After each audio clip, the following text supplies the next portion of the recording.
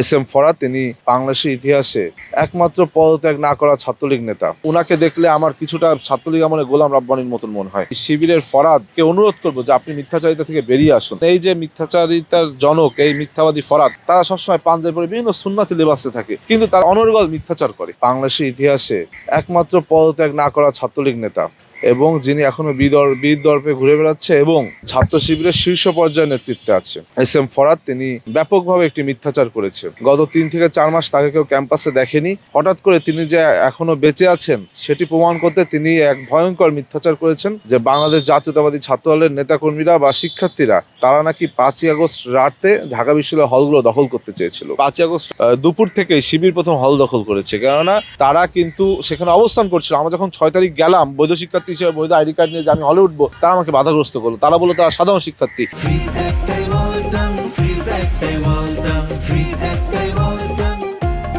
এবং আপনি দেখবেন এই যে মিথ্যাচারিতার জনক, এই মিথ্যাবাদী ফরহাদ, সে কিন্তু বলেছে যে তারা নাকি 5ই আগস্ট রাতে ছাত্ররা হল দখল করছিল, তাদের ছাত্র শিবির থেকে কমান্ড দিয়েছে, সেই ক্ষেত্রে তারা নাকি প্রতিরোধ গড়ে তুলেছে। কিন্তু আমরা তো যে দেখলাম যে সেখানে শিক্ষার্থীরা রয়েছে, তারা বলছে সাধারণ শিক্ষার্থী। পরবর্তীতে দেখা গেল 2 মাস যেতে না যেতে তারা শিবিরের নেতা হিসেবে আত্মপ্রকাশ করছে। সুতরাং আমার মনে হয়েছে 5ই আগস্টের ওই যে আপনার জুলাই আগস্ট গণ অভ্যুত্থান যখন সফল হলো, মানুষ যখন আনন্দ উল্লাসে ব্যস্ত, ঠিক সেই সময় সুদূর প্রসারী পরিকল্পনা নিয়ে এই সাবেক ছাত্রলীগ নেতাকর্মীরা, তৎকালীন সময়ে শিবির হিসেবে আত্মপ্রকাশ করা নেতাকর্মীরা সাধারণ শিক্ষার্থীর বেশে ওই 5ই আগস্ট রাতে প্রত্যেকটি হল দখল করেছিল। তো আমরা বারবার দেখছি যে আমরা আসলে আমাদের মাঝে মধ্যে হতাশাগ্রস্ত হয়ে যাচ্ছে। আমাদের মাঝে মধ্যে আমরা দ্বিধায় পড়ে যাচ্ছি যে কাদের সাথে আমরা রাজনীতি করছি। 5ই আগস্টের পরে তো আমরা ভেবেছিলাম যে ছাত্রলীগ বিতাড়িত হয়েছে, এখন একটি সুস্থ সুন্দর বাংলাদেশে আমরা একটি গণতান্ত্রিক বাংলাদেশ বিনির্মাণ করব, একসাথে ঐক্যবদ্ধভাবে আমরা রাজনীতি করবো, বাংলাদেশকে সামনের দিকে এগিয়ে নিয়ে যাব। কিন্তু আমরা দেখছি বাংলাদেশ যখনই সামনের দিকে এগিয়ে যাচ্ছে, ঠিক সেই সময় একদল ভয়ঙ্কর মিথ্যাচারিতা করে সমাজে ফিতনা ফ্যাসাদ তৈরি করতে যাচ্ছে, বিশেষ করে ক্যাম্পাসগুলোকে তারা অস্থিতিশীল করতে যাচ্ছে।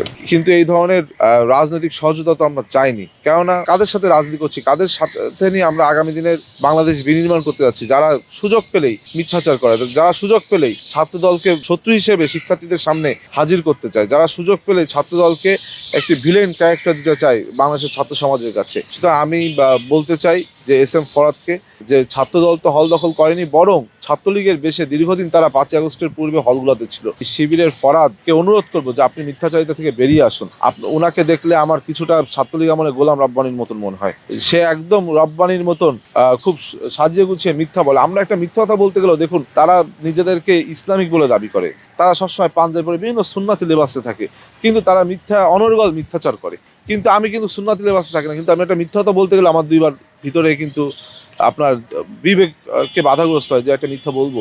কিন্তু তারা কি সুন্দর করে মিথ্যা কথা বলে। আমি বলবো যে তার এই বক্তব্যের জন্য ঢাকা বিশ্ববিদ্যালয়ের শিক্ষার্থীদের কাছে ক্ষমা চাওয়া উচিত, ছাত্র দলের কাছে ক্ষমা চাওয়া উচিত, এবং ছাত্রলীগের ভিতর থেকে ছাত্রলীগ নেতারা আজকে যারা শিবির হিসেবে আত্মপ্রকাশ করেছে, তারাই সে অপরাজনীতি অব্যাহত রাখছে। এখানে আমরা ছাত্রদল তো কেউ আর ছাত্রলীগের তো লুকিয়েছিলাম না। সুতরাং ছাত্রলীগের যে চর্চা, সেটা সম্পর্কে কিন্তু আমরা অবগতও না, অভ্যস্তও না, বরং তারাই অভ্যস্ত। তারা এখন হলগুলোতে বিভিন্নভাবে এই যাত্রা অব্যাহত রেখেছে। আমি তাদেরকে অনুরোধ করবো, ছাত্রলীগের ভিতর ছিলেন ভালো কথা, কিন্তু ছাত্রলীগের ভিতর থেকে তাদের যে আচার অনুষ্ঠান, তাদের যে অপসংস্কৃতিগুলো আপনারা রপ্ত করেছেন, সেই থেকে বেরিয়ে আসুন।